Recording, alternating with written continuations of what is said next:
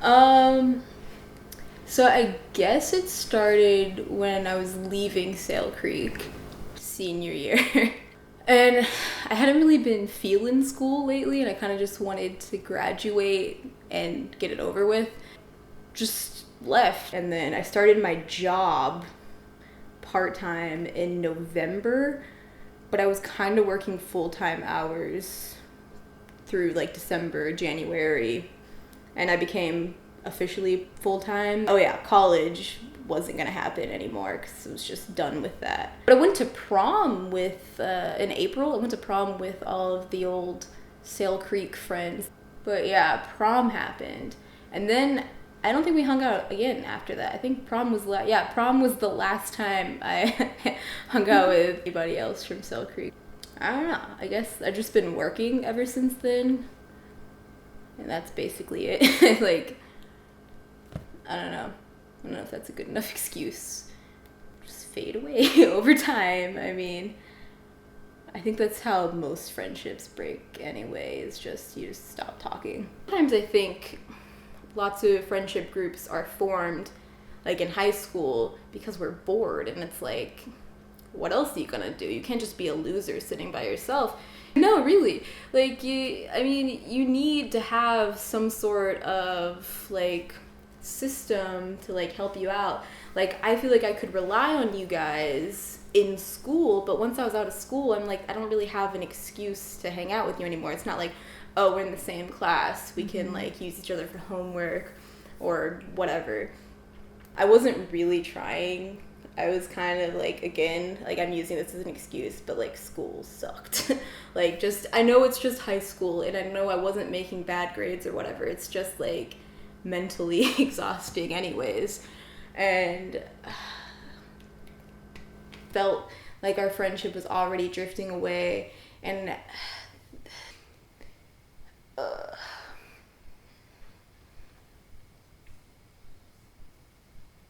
I mean, I don't know if I had said this on film already, but like, I really enjoyed hanging out with like our group of friends, even though we were talking about how that could be like not so great. But maybe if we try reconnecting one by one and then getting together as a group, or maybe we can get together as a group and just make it clear like, hey, we're gonna try to do different than before. Like, we don't want the same crap to happen. We don't want to go like talking behind each other's backs, because that definitely happened, which isn't, I mean, that's not great.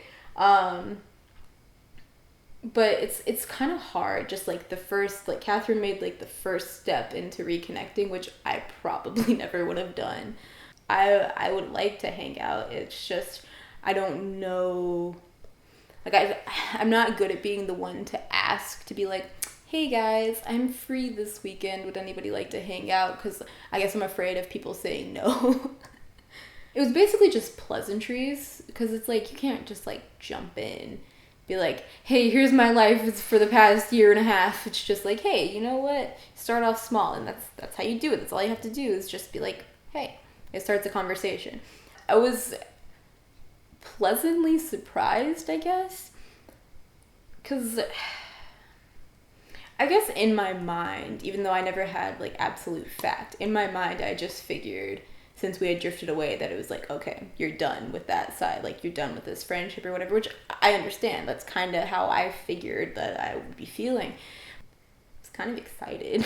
So before something happens, you, like I said, you make assumptions, you think of all the possible like outcomes. At least I do. I don't know if everybody does this, just like crazy.